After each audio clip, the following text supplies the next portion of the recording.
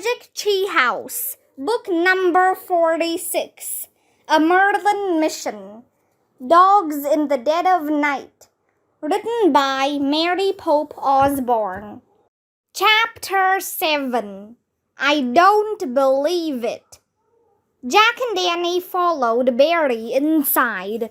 In the dining hall, Barry bounded over to one of the large dog bowls and slurped water.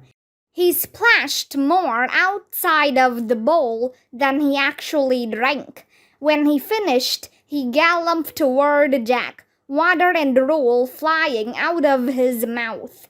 "Stay away from me," said Jack, pushing Barry away. "Annie, I'm going to go read now." Jack hurried out of the dining hall and headed down the hallway toward their room. But Annie and Barry dashed ahead of him.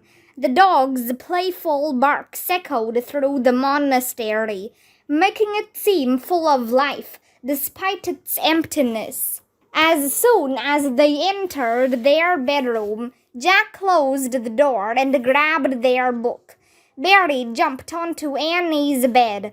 As Jack started to read about flora and fauna in the Alps, Barry yelped. He leapt up and barked at the door. "What now?" said Jack. "Someone's ringing the bell," said Annie. "The bell at the front door. Hear it?" Jack could barely hear the bell clanging over Barry's barking. "We'd better go answer it," said Annie. "No one else is here. Come on, Barry." "No, wait," said Jack. "I'll go with you. Barry should stay here, so he doesn't jump all over whoever's there." "Okay, wait here, Barry," said Annie. Jack left the book on his bed, and he and Annie hurried out of the room. Before Barry could follow them, Jack closed the door tightly. The dog howled. "Don't cry, we'll be back soon," shouted Annie. Then she and Jack hurried down the torchlit hallway to the front entrance. The bell kept clanging. Annie opened the heavy wooden door, and she and Jack peered out. Two men in military uniforms stood on the steps of the monastery. One had a black mustache, and the other had bushy sideburns. Both wore blue and white coats with red cuffs and red collars. White pants were tucked into their riding boots. Swords hung from their sides. Jack was startled. The soldiers looked as if they'd stepped out of a time long ago. "Good afternoon. We think one of our officers may be here," said the soldier with the mustache. I'm afraid your officer isn't here," said Annie. "No one's here but us. All the monks have left to help the French army. We are an advance party, and our officer got separated from us," said the second soldier. "Consul Napoleon hoped he had made his way here on his own." "Napoleon?" asked Jack. "First Consul Napoleon Bonaparte," the soldier said. "Oh man," thought Jack. Napoleon Bonaparte was a famous military leader of France. "When our officer arrives, please tell him to wait for us," said the man with the mustache. "We will return later." The two soldiers turned and walked away from the monastery. Jack whirled around to Annie. "Did you hear the name of their leader? Napoleon Bonaparte. He lived 200 years ago. Let's go look in our book. Maybe it has information about Napoleon crossing the Alps." Jack and Annie hurried down the torchlit hallway to their room. "Oh, wow," Jack said, pointing at one of the torches. "I should have figured out we weren't in our time. We don't use torches and lanterns for lighting anymore." "Well, you've had a lot on your mind," said Annie. "Monks seem timeless," Jack went on. But as soon as you see a soldier, you can start to figure out the time in history. I can't wait to read about this in our book. Maybe there will be a clue to help us with our mission. Jack ran the rest of the way to their room. He opened the door and stopped. "Oh no," he said. "I don't believe it." Annie caught up to Jack and peered into the room. "Oh, Barry," she said. Barry was sitting on the floor, wagging his tail. Paper was hanging from his mouth. "He ate our Alps book," said Jack, stunned. "He ate it." All around the room were bits and pieces of paper. Jack started collecting the pieces, but it was hopeless. Most of the book was in Barry's stomach. "I really don't believe this," said Jack. "Bad dog, Barry," yelled Annie. Barry stopped wagging his tail. He lowered his head. "Bad," said Annie sternly. "Bad, bad, bad." Barry kept his head low and wiggled his way toward the door. Then he stood up, and with his tail drooping, he slunk out of the room. Jack flopped down on his bed and stared at the ceiling. "There's no hope now," he said. "We'll never read about flora and fauna in the Alps or about Napoleon or anything. I feel like we'll never figure out this mission or save Penny." Annie sat next to him. "I'm sorry," she said. "It's not your fault," said Jack. "Well, I shouldn't have offered to chain Barry," said Annie. "We should have studied the book when you wanted to." Jack shook his head. "Whatever," he said. "I just don't know what to do next. We can't go home yet. We can't give up. We have to save Penny." I know," said Annie. "Maybe we should just go outside and walk around, get some fresh air. Want to?" "I guess," said Jack. He picked up his bag and sighed. "Maybe if we just walk around, we'll think of something."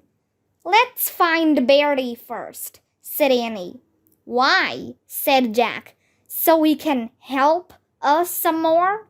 "No, I just want to make sure he's okay," said Annie. "I feel kind of bad for yelling." Jack and Annie headed out of the room and down the hall. "Barry," Annie called. There was no sign of him. "I wonder where he went," Annie said. "Barry!" "When he comes, just don't tell him he's a good dog," said Jack. They passed the dining hall and looked inside. "Barry," Annie called, but the room was empty. Jack and Annie kept walking until they got to the parlor. "Barry," Annie called, peering in, but that room was empty too. Jack felt a cold wind blowing. It grew colder as he and Annie kept walking down the hallway, heading for the front door. "Barry," Annie called. The whole monastery felt quiet and empty and cold. Jack and Annie were both shivering by the time they reached the front hall. "I wonder where—" "Oh, no!" said Annie. "Look!" She pointed to the front door. It was open. "We must not have closed the door hard enough, and the wind blew it open. Barry must have gotten out." Annie rushed outside. "Barry, Barry!" "Oh, man," said Jack. He hurried out into the cold, too. "Barry, Barry!" The only sound they heard was the wind whistling over the pass. The only sight was snow flying through the air. "He's run away!" wailed Annie. "I know it!" "Barry!" Jack called. "He'll get lost," said Annie. "Brother Michael said he should never run loose. He'll get lost and never find his way home." He couldn't have gone far, said Jack. Don't panic. We'll find him. Jack and Annie began wandering through the cold, shouting, Bertie, Bertie! Gusts of wind blew over the pass, swirling the snow around them. Bertie, Bertie, they called. Jack kept expecting to see the big dog bounding through the white powder. How could he just disappear? I don't know what to do, Annie said, hugging herself. They both stopped walking. They were shivering in their robes, and their teeth chattered. Maybe we should go back and look through the monastery again, said Jack. No, I know he's not there, said Annie. I can feel it. He's lost somewhere, I'm sure of it. Tears filled her eyes. I really hurt his feelings when I said bad, bad, bad. He didn't know our book was so important. He thought he was a good dog. I kept telling him he was a good dog, but really he wasn't a very good dog, Jack. He was just a funny, happy dog. I should have closed the door all the way. Tears ran down Annie's red cheeks. I feel terrible. Hey, it wasn't your fault, said Jack. I feel terrible too. I could have closed the door. But don't worry, when the others come back, the dogs can help us find him. That's a long time from now, said Annie, still crying. It'll be really dark. I know, said Jack. He put his hand on Annie's back and spoke gently. But the saints can find him in the dark like they found us. If they can smell people really far away, they can smell a big dog like Bertie. I wish we could smell him right now, said Annie. I wish we were dogs, then we could find him. She covered her face and sobbed. You wish we were dogs? Said Jack. Yes, said Annie, sniffling, so we could find him. Well, Jack took a deep breath. Okay, I think I know what we can do, he said. What? What can we do? Asked Annie, wiping her face. This is what we can do, said Jack. He reached into his bag and pulled out the tiny bottle from Teddy and Kathleen. Annie stared at Jack. Oh, wow, she breathed. We can use this to turn into dogs and find Bertie, said Jack. Jack, that's the best idea you've ever had, said Annie. Jack smiled. Okay, here's what we'll do, he said. We'll each take a sip.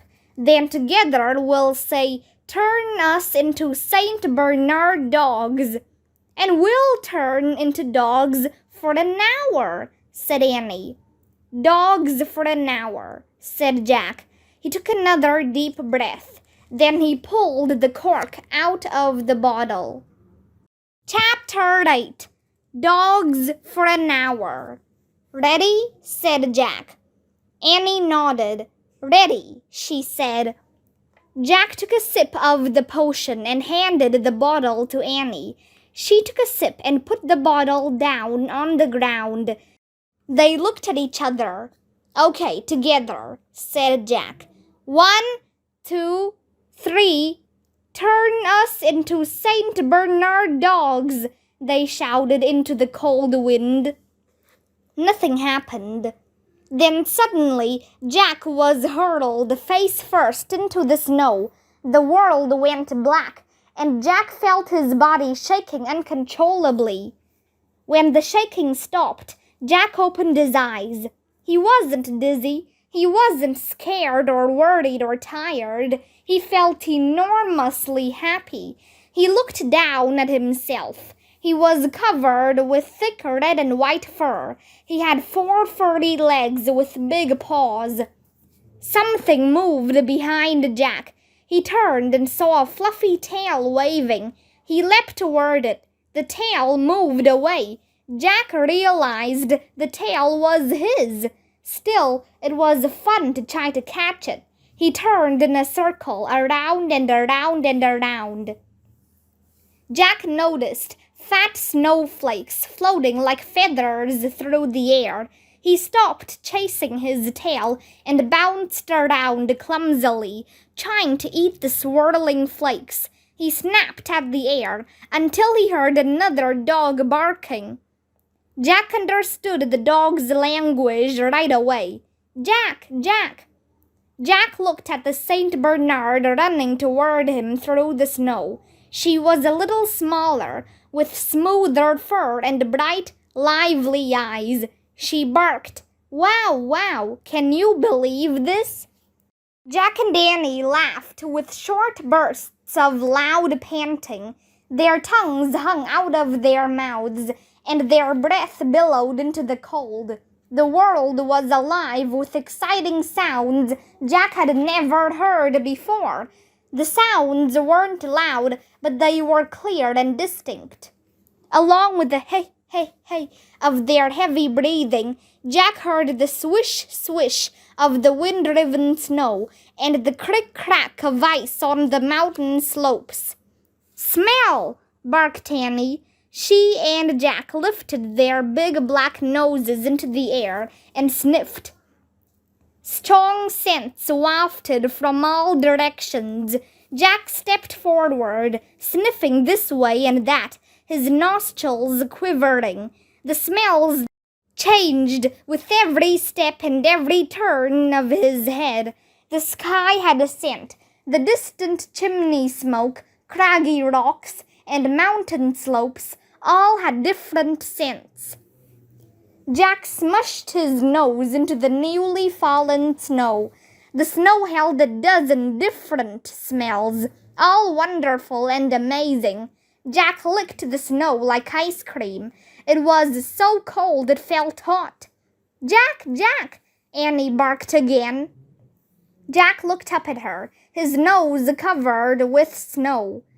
Annie stood perfectly still, her paw up.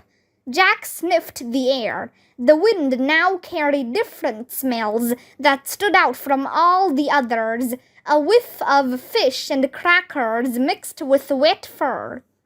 Amid the sounds of wind and ice, Jack heard distant barking. "Barry!" Jack barked. He had been so busy discovering what it was like to be a dog, he'd almost forgotten Barry. Jack and Danny started yapping and bumping against each other. They bolted into the wind and the flying snow, scrambling over rocks and plowing through snowdrifts. Jack's 4 legs were nimble and strong. The freezing cold didn't bother him at all. He didn't feel a bit stiff. None of his muscles ached. Jack and Danny ran this way and that through the fresh mountain air, following sound and scent. As Barry's barking grew louder, they slowed down. And then they saw him. "Barry!" Jack barked. Barry stood on a small ridge above them, his tail high in the air. When he saw Jack and Danny, he looked surprised. He sniffed the air. He cocked his head to the side. "It's us!" barked Annie. Barry began yelping with glee. He leapt off the ridge, half tumbling, half running down the slope to greet them. Barry's giant head pushed against Jack and Danny. His eyes shone in the snowy afternoon light.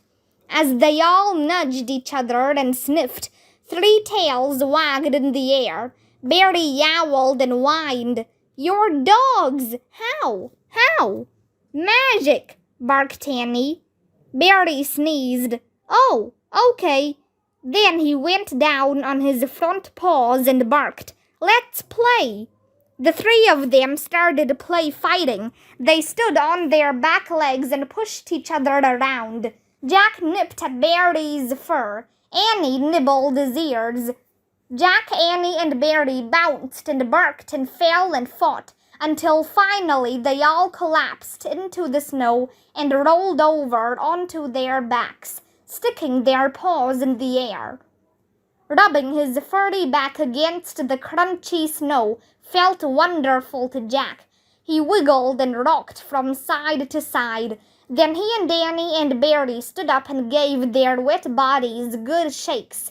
They shook their heads too, flinging drool and snow on each other. But Jack didn't mind drool a bit now. He was completely happy to be a big furry dog playing in a snowstorm in the mountains. Even though the wind whipped against him and it was hard to see, he felt no fear. He was warm, his body was sturdy and strong, and he could smell and hear a whole new world of scents and sounds. Relaxed and happy, Jack decided to give Barry some advice. "Listen, man," he barked. "If you want to stay with the monks, you have to get serious and act responsible." Barry turned his giant head from side to side, listening to Jack. Jack barked, "Do not knock people over, and when they say sit, you sit. Same with come and stay." Barry looked curious. "Huh," he barked. "Don't chew things like books," Jack barked. "And don't cry like a puppy when people leave you. You're a big funny dog, but you could be a great dog." Before Barry could answer, Jack felt a distant tremor, and he heard a whoomph.